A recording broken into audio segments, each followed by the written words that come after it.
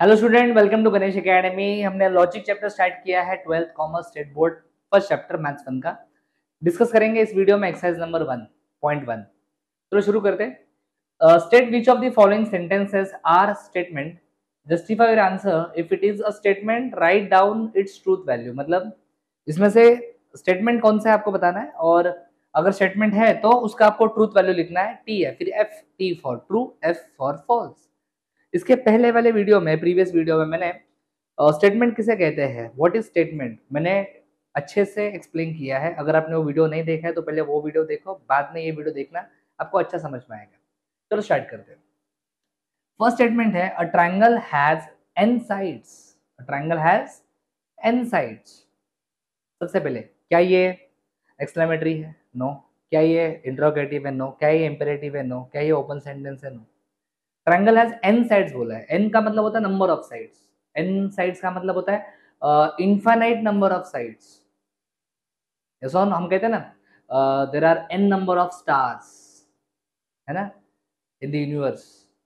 Universe में n number of stars है sir. N number of stars है मतलब अनगिनत, uncountable, infinite number of stars है, राइट। तो वैसा a triangle has n sides मतलब इनफाइनाइट नंबर ऑफ साइड्स है, काउंट नहीं कर सकते। कर सकते हैं ना, ट्रायंगल के साइड्स कितने होते हैं? 3, 3 साइड्स। यार यहाँ पे उन्होंने लिखा है एन साइड्स। स्टेटमेंट तो है लेकिन कैसा है? फॉल्स। स्टेटमेंट तो लेकिन कैसा है? फॉल्स। यस, स्टेटमेंट तो लेकिन कैसा है? फॉल्स। तो यहाँ पे लिखूंगा मैं ब्रैकेट में एफ। स्टेटमेंट है यस, लेकिन ये क्या है? False. It is false statement. Clear? चलो आगे बढ़ते हैं। नेक्स्ट क्या है? Sum of the interior angles of a triangle is 180 degree. Sum of the interior angles of the triangle is 180 degree. Sir simple concept है। अरे सपोज मेरे पास कोई ट्राइंगल है, suppose I have a triangle like this. ऐसा कोई triangle मेरे पास, कुछ भी ऐसा उल्टा सीधा बना सकते हो। सपोज ये एक ट्राइंगल है।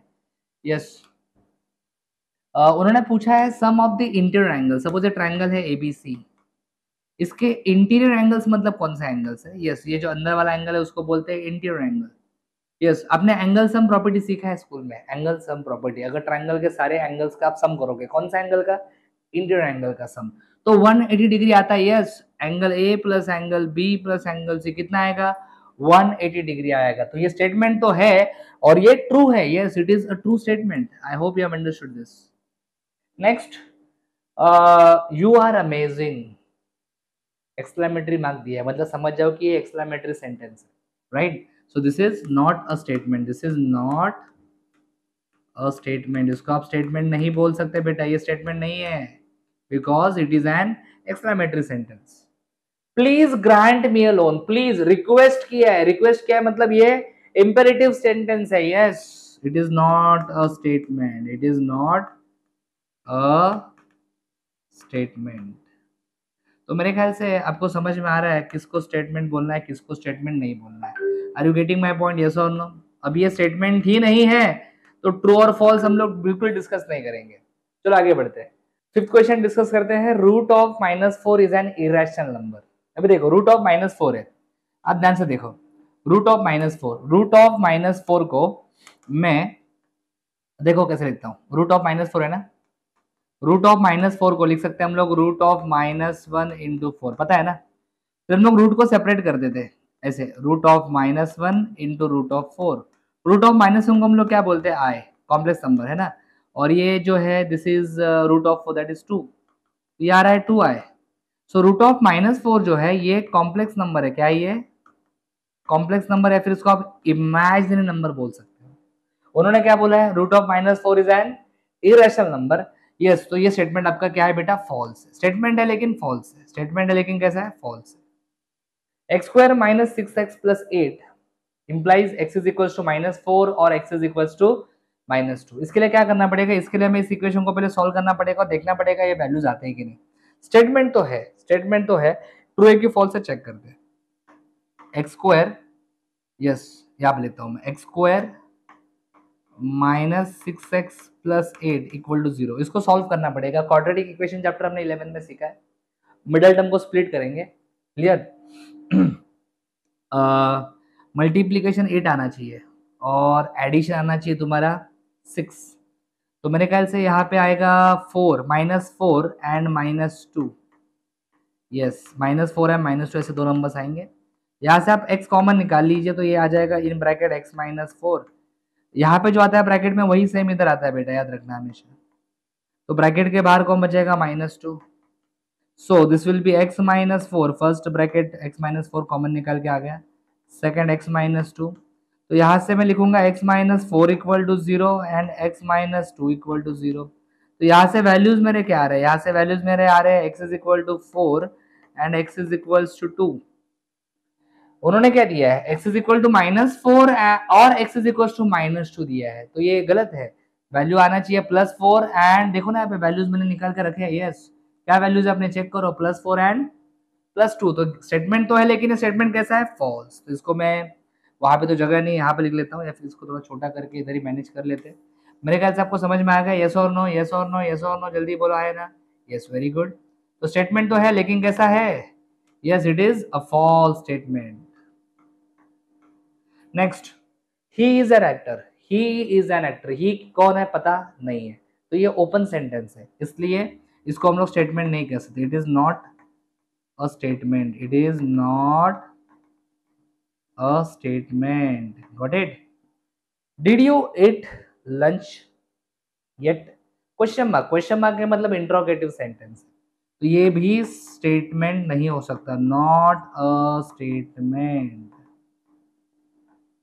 वेरी गुड, आगे बढ़ते हैं। Have a cup of cappuccino, have a cup of cappuccino. Sir इसको क्या बोलेंगे? स्टेटमेंट है या नहीं है? Have a cup of cappuccino, ये आप क्या कर रहे हो? रिक्वेस्ट कर रहे हो ना अपने दोस्त को, है कि नहीं? सर रिक्वेस्ट है, रिक्वेस्ट है मतलब ये स्टेटमेंट नहीं हो सकता, तो ये नॉट, क्या लिखो? नॉट अ स्टेटमेंट, ये स्टेटमेंट नहीं है सर। नेक्स्ट लिखा है x plus Y the whole square is equal to X square plus 2xy plus Y square. ये तो अपना मैथमेटिकल आइडेंटिटी है and all mathematical identities are statement. So ये स्टेटमेंट तो है और सही है, ये तो फॉर्मूला हमने बाहर किया है। Yes, so it is a true statement. After this, every real number is a complex number, every real number is a complex number. कुछ समझना पड़ेगा, समझना पड़ेगा। Yes, every real number is a complex number. क्या लगता है, true है कि false? Real is different, complex is different, दोनों अलग अलग चीजें हैं। यस और no? So every real number is a complex number हम लोग बोल सकते हैं क्या?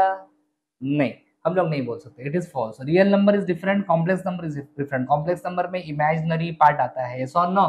सो real number is different and complex number is different. हर रियल नंबर को हम लोग कॉम्प्लेक्स नंबर नहीं बोल सकते, कॉम्प्लेक्स नंबर में आई आना चाहिए। Yes, clear? और रियल नंबर में आई नहीं आता, इसलिए हर रियल नंबर को आप कॉम्प्लेक्स नंबर नहीं बोल सकते। तो स्टेटमेंट कैसा है? ये स्टेटमेंट तो है और कैसा है? False. One is a prime number, one is a prime number, statement तो है लेकिन फॉल्स है। One is neither prime nor composite. समझा मैं क्या बता रहा हूँ? वन प्राइम में नहीं होता और वन कंपोजिट भी नहीं होता। प्राइम और कंपोजिट का छोटा सा वीडियो मेरा यूट्यूब पे है, देख लेना, प्राइम और कंपोजिट का कॉन्सेप्ट क्लियर हो जाएगा। वन प्राइम नंबर नहीं है, स्टेटमेंट इज फॉल्स, स्टेटमेंट है और फॉल्स है। Okay, with the sunset the day ends, क्या लिखा है? With the sunset the day ends. क्या लगता है आपको, क्या होगा ये, ट्रू होगा कि फॉल्स होगा? With the sunset the day ends. सोचो सोचो सोचो सोचो सोचो, with the sunset the day ends. Yes, क्या सोचा? Yes, it is a true statement. Yes, sunset के बाद दिन खत्म हो जाता है, यस और रात शुरू हो जाती है, राइट? तो this is a true statement. One factorial is zero, ये तो रॉन्ग है, रॉन्ग है, रॉन्ग है। यस, वन फैक्टोरियल वन होता है, स्टेटमेंट तो है लेकिन फॉल्स है। 3 + 5 इज ग्रेटर देन 11, 3 + 5 कितना आता है? 8, 8 ग्रेटर देन 11, फॉल्स है। नहीं, ऐसा नहीं होता, this is false. Okay, next question है, द नंबर, ये गलती से 11 जैसा दिख रहा है, ये 11 नहीं है, इट इज पाई। यस, बोलो। The number pi is an irrational number. Yes, it is true. Irrational number बोलते हैं। टाइप्स ऑफ नंबर्स के ऊपर मेरा एक वीडियो यूट्यूब पे है, टाइप्स ऑफ नंबर, 15 मिनट का वीडियो है। उसमें नेशनल नंबर से लेके कॉम्प्लेक्स नंबर तक सब कुछ एक्सप्लेन किया है। रैशनल किसे बोलते हैं, इरेशनल किसे बोलते हैं, बरोबर ना? तो पाई एक इरेशनल नंबर होता है। क्यों? मैंने बताया है, क्योंकि पाई को हम लोग पी बाई क्यू फॉर्म में नहीं लिख सकते, पाई को हम लोग पी बाई क्यू फॉर्म में नहीं लिख सकते, तो पाई इरेशनल नंबर है, यस इट इज ट्रू, तो यहाँ पे लिखना चाहिए मैंने true. Next x square minus y square is equal to x plus y into x minus y mathematical identity है, मतलब yes it is a statement and it is a true statement, ये तो हमारा फॉर्मूला है। Next the number 2 is the only even prime number. अगर आप prime number check करोगे तो 2 3 5 7 11 13 17 सारे ऑड नंबर्स है, सिर्फ एक ही नंबर ऐसा है प्राइम नंबर्स में जो इवन है, वो कौन सा है 2। So 2 is the only even prime number. Yes, it is a statement and it is true statement.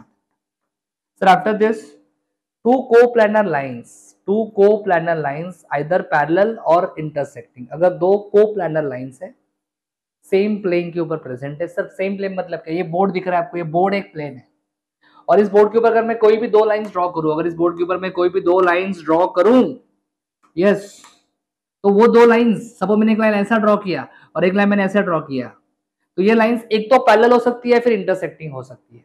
अगर आपने ऐसा ड्रॉ किया है, अगर इसको आप एक्सटेंड करोगे थोड़ा सा, इसको भी अगर आप एक्सटेंड करोगे थोड़ा सा, तो यहाँ पे क्या हो रहा है?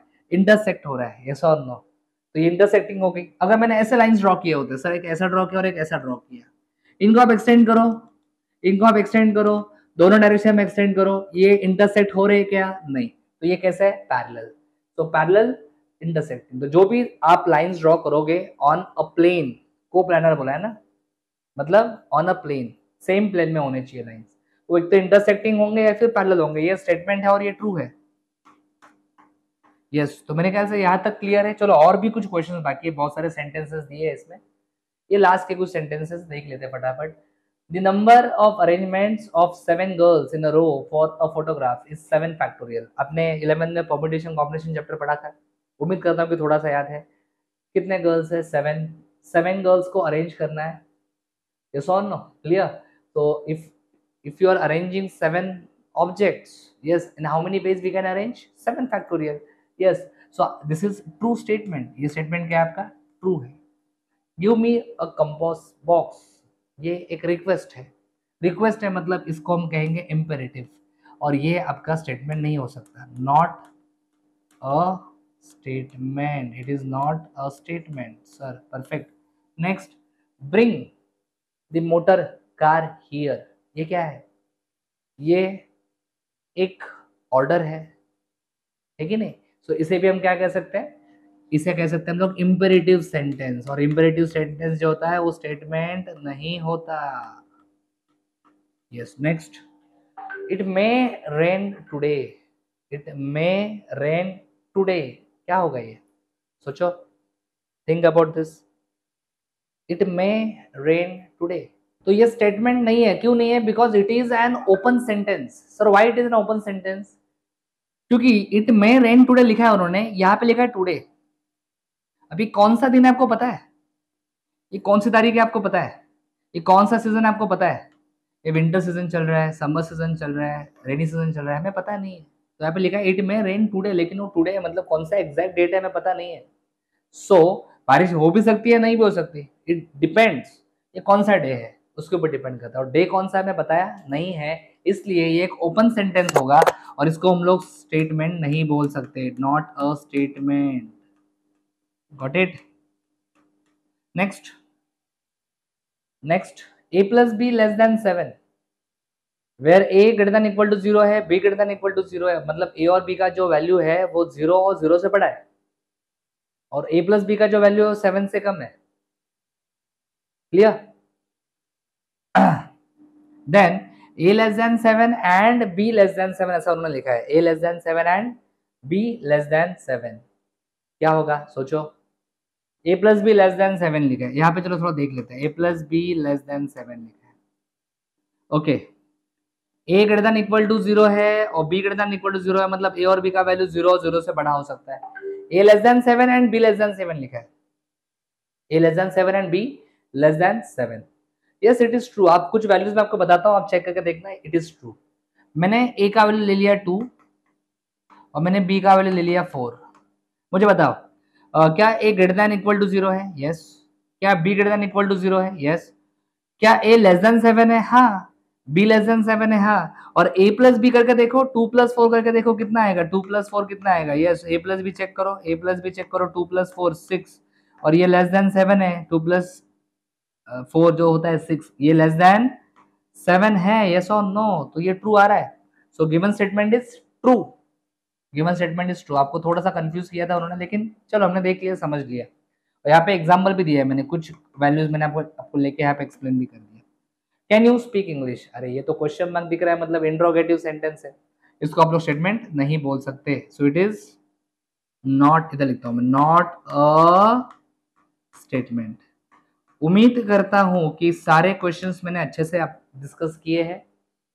ओके, आज हमने यहाँ पे इस वीडियो में 1.1 कंप्लीट कर दिया है। आगे 1.2, 1.3, 1.4, 1.5 सारे एक्सरसाइज के ऊपर वीडियो आने वाला है। चैनल को सब्सक्राइब करो, अब ये वीडियो अपने दोस्तों के साथ शेयर करो। और अगर आप ऑफलाइन बैचेस ज्वाइन करना चाहते हो, सारे सब्जेक्ट्स अवेलेबल है। आपका BK, then you have OC, eco, SP as well, then English and IT subject is also available. तो ऑफलाइन बैचेस भी अगर आप ज्वाइन करना चाहते हो तो कोऑर्डिनेटर के साथ आप कॉन्टैक्ट करो। स्क्रीन के ऊपर भी आप नंबर देख सकते हो, आप कॉल कीजिए कोऑर्डिनेटर से और आपका डेमो लेक्चर फिक्स कीजिए। 15 डेज के फ्री डेमो लेक्चर्स अवेलेबल है। अगर आपको अच्छा लगा डेमो लेक्चर्स तो उसके बाद आपको एडमिशन लेना। Thank you, thanks for watching. अगर आपको वीडियो अच्छा लगा है, लाइक करो, कमेंट करो, अपने दोस्तों के साथ शेयर करो, चैनल को सब्सक्राइब करो। For complete course download Ganesh academy e learning app. For future updates hit the bell icon. Thank you.